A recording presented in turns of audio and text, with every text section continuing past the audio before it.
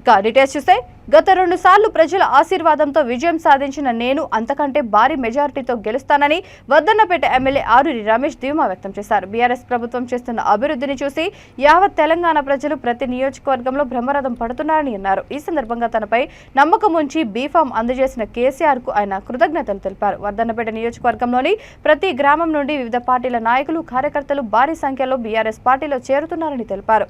Greater Warangal 43, 44 డివిజన్లలోని Congress party నుండి BRS లో చెవ్వు శివరామకృష్ణ ఆధ్వర్యంలో సుమారు 100 మంది కార్యకర్తలు చేరారు.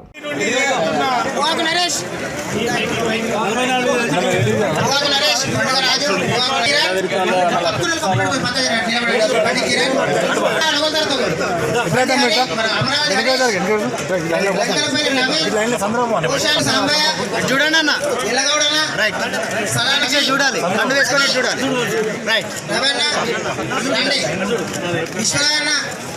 కొత్తూరి ప్రకాష్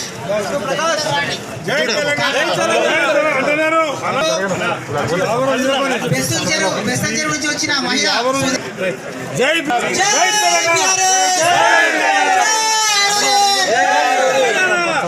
జరిగే సంతు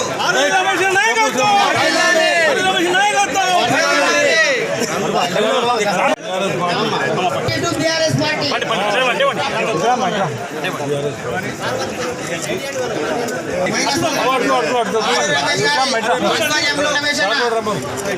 వర్ధన్నపేట శాసనసభ్యులు గారి సారథ్యంలో ముందుకు నడవడం కోసం బెస్తంచెరు 43వ డివిజన్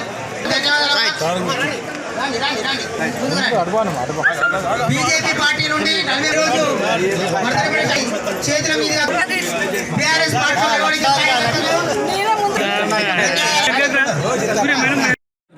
వర్ధన్నపేట నియోజకవర్గంలోని 43వ డివిజన్ 44వ డివిజన్ పరిధిలో ఉన్న తిమ్మాపూర్ బెస్తంచెరు గ్రామాల నుండి పెద్ద ఎత్తున బీజేపీ కాంగ్రెస్ పార్టీ నుండి మరి బీఆర్ఎస్ పార్టీలో చేరడం జరిగింది.